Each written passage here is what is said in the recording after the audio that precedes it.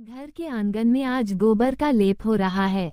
शांति अपनी मामी का हाथ बटा रही है।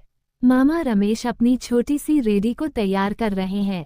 मामा गांव-गांव घूमकर वो छोटा मोटा प्लास्टिक का सामान बेचते हैं।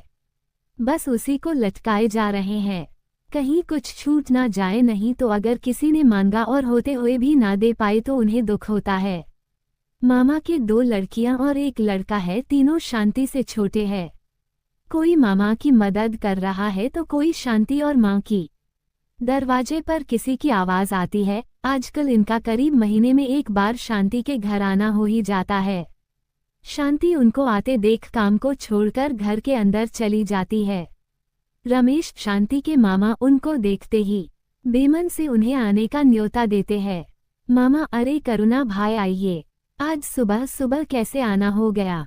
करुणा, अरे वो पास ही किसी से उधार लेना था, कमबख्त लेने के बाद देने का नाम ही नहीं लेते। उनको लगता है कि मुझे पैसे की क्या जरूरत, मेरे पास तो बहुत है। अरे बहुत है तो क्या लुटाने के लिए है? क्यों भाई रमेश, हाँ बिल्कुल सही बात। करुणा बात बात में हर बार अपने धनी होने का बखान करना नहीं भूलता। एक शादी पहले ही कर चुका है, पत्नी अब इस दुनिया में नहीं रही, उसकी नज़र शांति पर है, वो उससे शादी करना चाहता है। ये बात का इशारा वो कई बार कर चुका है। बात बात में अपनी बात छेड़ता है, लेकिन शांति के मामा को वो बिल्कुल भी पसंद नहीं। शांति से उम्र में 2 गुने से भी बड़ा है। थोड़ी देर बाद फिर वो घूम फिर के वो उसी बात पर आ ही जाता है जिसके लिए वो आता है। करुणा, अरे रमेश, तुम कुछ सोच विचार कर रहे हो क्या? कोई लड़का देखा शांति के लिए? तुम तो दिन भर घूमते हो, कुछ खबर है कि अब क्या बातें उड़ने लगी है? रमेश, अरे कैसी बातें? करुणा, अरे भाई मैंने सुना अब ये बात उड़ गई है, शांति शुभ नहीं है, कोई दोष है। एक तो माँ गुजर गई, दूसरा जब से यहाँ है यब से तुम भी परेशान हो, कोई तरक्की नहीं हुई है। मामी यह बात सुन रही है और उनके चेहरे के हाव भाव इस बात का सबूत देते हैं कि वो भी इस बात को कहीं ना मानती है। रमेश, अरे ऐसा कौन फैला रहा है? ऐसा तो कुछ नहीं है। करुणा, फिर 2 बार पहले बात बनते बनते कैसी रह गई? रमेश, वो तो थोड़ा हड़बड़ाहट। करुणा, अरे बात कुछ भी हो, लेकिन बात की बात सब लोग बना ही लेते हैं। अब तुम ज्यादा देर मत करो वरना मुश्किल होगी। लोग यही बोलेंगे कि अगर माँ जिंदा होती तो ऐसा होता क्या? तुम क्या मुंह दिखाओगे फिर अपनी बहन को? रमेश गरीब और फिर उसकी बहन की जवान बेटी की जिम्मेदारी उसके ऊपर। पिता तो जाने कहाँ छोड़ गया माँ के जाने के बाद। उसने कोशिश की लेकिन कहीं बात बन नहीं रही थी। शांति दिखने उठने की बहुत अच्छी थी, भली लड़की थी, लेकिन कुछ था जो आड़े आ रहा था। रमेश को भी अब लगने लगा था कि उसे जल्द से जल्द कुछ करना होगा।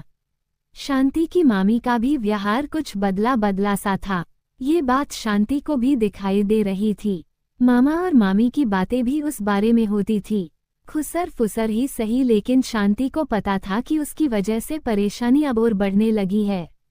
शांति की मामी ने एक सुबह शांति को उसकी बहनों के साथ बाजार कुछ लेने के लिए भेज दिया। मामा सुबह फिर जाने की तैयारी कर रहे थे, सजा रहे थे अपनी रेडी। मामी, अरे कुछ विचार करो, क्या बस रेडी में ही लगे रहोगे? मामा, और कुछ है क्या खजाने में? अपना खाना पीना बीच अनाज इसी से तो चलता है। मामी, मैं भी वही कह रही हूँ, तुम कहीं के राजा तो हो नहीं और ये तुम्हारी भांजी भी कहीं की राजकुमारी तो नहीं, तो जब उसे वो आदमी पसंद तो क्यों मुंह घुमाए बैठे हो? ठीक ठाक रुपया पैसा भी है। मामा, रिश्ता कौन सा? मामी, अच्छा करुणा की बातें तुम्हें समझ नहीं आती कि वो शांति को जोरू बनाना चाहता है। मामा, तुम पागल हो, कहीं बड़ा है वो शांति से, ऐसे ब्याह करा दिया तो लोग क्या कहेंगे? और कहे का पैसा है, उसके दिखावा ज्यादा है। मामी, अरे तुमसे तो ज्यादा है, कुछ भी करके कम से कम बसर कर ही लेता है। तुम सारी जिंदगी भी रेडी पर चप्पल घिसो, फिर तुम उसके जैसा मकान नहीं बना पाओगे। फिर उम्र निकल गई तो जो आया है वो भी नहीं मिलेगा। मामा, क्या उम्र है? 20 की होगी, अभी तो समय है। मामी, ठीक है फिर करो मनमानी, देखती हूँ कि कौन सा राजकुमार लाते हो इसके लिए। खुद की 2 बेटियां हैं, उनकी परवाह भी नहीं है। मामा को ये सारी बातें सोचने पर मजबूर तो कर रही है, लेकिन फिर भी अभी उसने सोचा है कि लड़की के लिए जो अच्छा होगा, उसकी पसंद का होगा, वही करूँगा। शांति के मन को बात कोई नहीं समझता। लगता है जैसे उसे सपने देखने का अधिकार भी ऊपर वाले ने छीन लिया। वो सबकी मर्जी में राजी है। हालांकि किसी कोने में उसे भी इंतजार में है। वो जानती है जो सोचा वो पूरा नहीं होगा, लेकिन फिर भी एक छोटी सी आशा का दीप जला कर बैठी है। कहीं कुछ हो जाए। और एक दिन कुछ ऐसा ही होने जा रहा था। एक दिन सुबह सुबह ही उनके दरवाजे पर कोई आया, जो पास के गांव का था, उनका परिचित। बातचीत में उसने बताया कि एक परिवार को आपकी लड़की की तस्वीर दिखाई। परिवार अच्छा खाता पिता है, लड़का भी मेहनती है, बस एक आखिरी लड़का है। उनके परिवार में शादी की बात चलाओ आप कहे तो। रमेश तो जैसे जिंदा हो गया हो, आंखें चमक गई। रमेश, अरे हाँ क्यों नहीं, जब वो आना चाहे आ सकते हैं। कुछ छिपाना नहीं, हमारी स्थिति बता देना, हम लड़की दे सकते हैं, बस कुछ भी देने की हमारी हैसियत नहीं है। परिचित, अरे वो सब में बात कर लूंगा। तय किए दिन पर लड़के और उसके परिवार के लोग आए।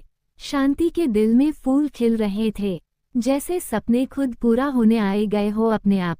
उसने तो छोड़ दिया था सब भाग्य के भरोसे पर, जैसे कोई राजकुमार ही आए गया हो उसे अपनाने। शांति ने उसे सिर्फ कुछ सेकंड के लिए ही झलकियों में हो देखा था, और फिर बड़ों ने बात को तय करना शुरू कर दिया था। शांति अब चुपचाप कमरे में बैठी मंद मंद मुस्कुरा रही है। उनके जाने के बाद जैसे मामा को एक अलग तरह का सुकून मिला हो। वो शांति के पास गई और उसे सिर्फ देखा। उसके देखने भर से वो समझ गए कि शांति को लड़का पसंद है।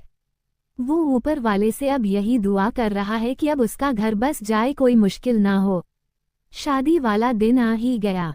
शांति सज धज के तैयार बैठी है, राजन के लिए, उसके होने वाले पति से 7 फेरे लेने के लिए। अचानक उसके कमरे में राजन आ जाता है, जिसको देखकर वो घबरा जाती है। घबराहट कुछ सेकंड की रहती है, फिर वो शर्म बन जाती है। शांति, अरे आप यहाँ क्यों आए हैं? पता है शादी के पहले देखना शुभ नहीं होता है। राजन, तुम्हारी आवाज तो जैसा मैंने सोचा था उससे भी ज्यादा अच्छी है।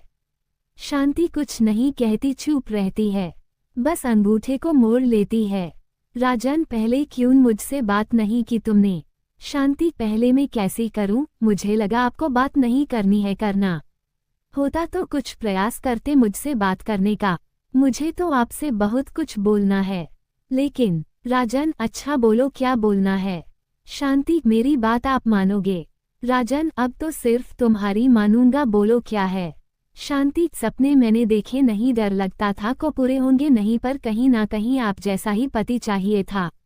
मैं जब भी थोड़ा बहुत किसी कोने में सोचती थी, ऐसा ही कुछ सोचती थी, जो मेरा ख्याल रखें, मुझे प्रेम करें। बचपन से ही अभाव है, माँ का प्यार नहीं मिला, पिता कहीं चले गए छोड़ के। ऐसा नहीं है कि मामा और मामी ने ख्याल नहीं रखा, लेकिन कभी अपनी छोटी छोटी मनमानी नहीं कर पाए, कभी रूठकर अपनी बात नहीं मना पाए। मैं चाहती थी कि ऐसा कुछ हो जहां मुझे कुछ सोचना ना पड़े। राजन, हाँ मैं जानता हूँ कि तुम्हारे दिल की आज तक किसी ने ना सुनी, लेकिन अब ऐसा नहीं होगा। राजन ने शांति का हाथ पकड़ा। शांति के आंखों से आंसू की बूंद टपकी, जैसे कब से रोक रखी थी। तभी दरवाजे पर जोर से दस्तक होती है। बाहर मामी है जो उसे बुला रही है फेरों के लिए। वो हड़बड़ा कर उठती है और दरवाजा खोलती है। मामी उसे ले जाती है आंगन में बने छोटे से विवाह पंडाल में, जहां उसका दूल्हा बैठा है। शांति वहां जाकर बैठती है और पंडित जी अपना काम शुरू कर देते हैं। मामा बैठे हैं अपना मुरझाया चेहरा लेकर। पगड़ी जो बंधी थी उसका होश नहीं है कि अब कहाँ है। आसपास थोड़े बहुत लोग भी है। शांति का दूल्हा अब सेहरा हटाकर शांति को देखता है। दूल्हा और कोई नहीं बल्कि करुणा है। शांति को भी ये पता है। राजन और उसके घर वालों ने भी यह रिश्ता तोड़ दिया। वो भी शादी वाले दिन। ऐसा क्या? इसका कारण उन्होंने नहीं बताया। कहा कि उनके घर में कुछ अनहोनी हो गई, अभी हमें माफ करें।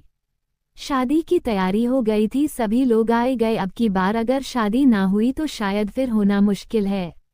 करुणा वही था, उसने इस बात में अपने लिए एक अवसर देखा और सभी के सामने फिर अपनी बात रखी। गांव वालों ने उसका साथ दिया और मामी ने भी फिर उसके मामा को सुनना ही पड़ा। शांति को ये बात पता चल गई थी। उस समय कमरे में वो कल्पना कर रही थी अगर सब ठीक होता तो वो राजन से किस तरह बात करती। वो 10 मिनट की कल्पना उसकी मन की थी। वो उसके मनचाहे 10 मिनट थे। उसके बाद एक बार फिर वो चल पड़ी अपनी किस्मत के साथ लड़ने।